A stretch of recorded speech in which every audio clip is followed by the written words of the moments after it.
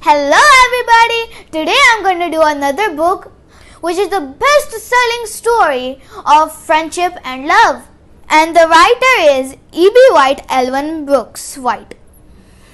And the illustrator is Garth Williams.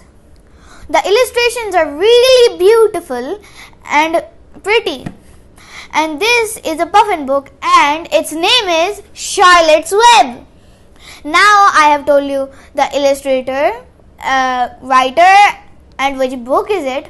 Now I'm going to tell you about the characters in this book.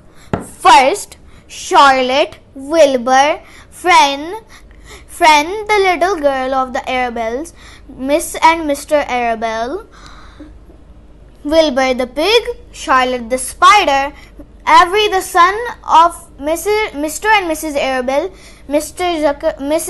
and Mrs. Zuckerman, Lurvy the hired man, Old Sheep, Templeton, and these are all the characters in this book. Now I will tell you about the story. One day, Friend got ready, and when she came down for breakfast, she saw her father going with an axe. She asked her mother where he was going with it. Then her mother said that last night there was a litter born of our pig, and there was a runt in the litter, so your father has decided to be done with it. Friend screamed, "You mean kill it?" She pushed the chair away and ran out in the ground and not until she caught up with her father. When she reached her father, she said, "Please don't kill it." And with that, she held the axe. And her father said, "I know what to do with animals better than you do.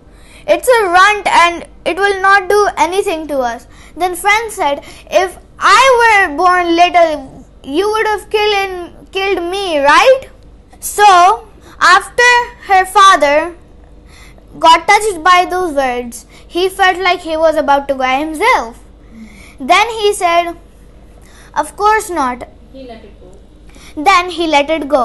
And they named him Wilbur. And when he grew as big to sell, they sent it to their Uncle Homer Zuckerman for just $6. Who would sell anything for $6? Then, after they took Wilbur was sad and lonely. And he grew into a big size than before. Then one day he said, "I wish I had somebody to play with. I'm just in this lonely old shed." Until he heard a voice. "I will be your friend." He jumped up and said, "Where are you and who are you?" Then it said, "You will be able to see me in the broad daylight. Now go to sleep. You will see, and we'll become good friends." The next day, he woke up at dawn, and he made an announcement that was annoying for the animals who were sleeping. He said, "Please listen carefully. Who had addressed me for a party in the night? Please show herself or himself." Then every animal woke up and stared. Wilbur blushed. Then the voice was again there. It said, "I am up here in this corner. Look, I am waving at you." Then Wilbur saw it was a spider, not bigger than a gumdrop. She had 8 legs and was a bloodthirsty insect. She said that she would eat bugs and not just eat them, drink their blood. Then Wilbur was haunted. Then she said, "Look at me wrap this fly." Then she wrapped it up like swinging and dancing around it, letting a drag line out of her hair. Then she bit the fly so it won't feel anything. Wilbur was watching in horror. She could hypnotize flies with her venom of her bite. Then they became good friends.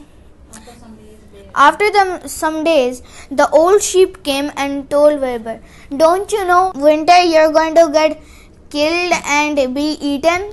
Wilbur cried, "No, I don't want to be eaten. I don't want to die." Then Charlotte said, "Of course you don't want to. And I make surety that I have made surety that I will save you."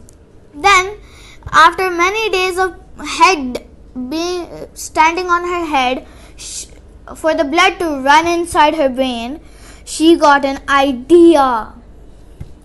That she said, "Humans are very gullible." Then Wilbur asked what it meant. Then she said, "Easy to fool." Then one day she sewed writing on her web, and it said, "Some pig," and everybody was shocked. And after when Zuckerman went to the mayor and had a talk about this miracle, it didn't take even a second. When he came back home, cars parked, and tractors, cars, and many other types. And people surrounded the pig pen.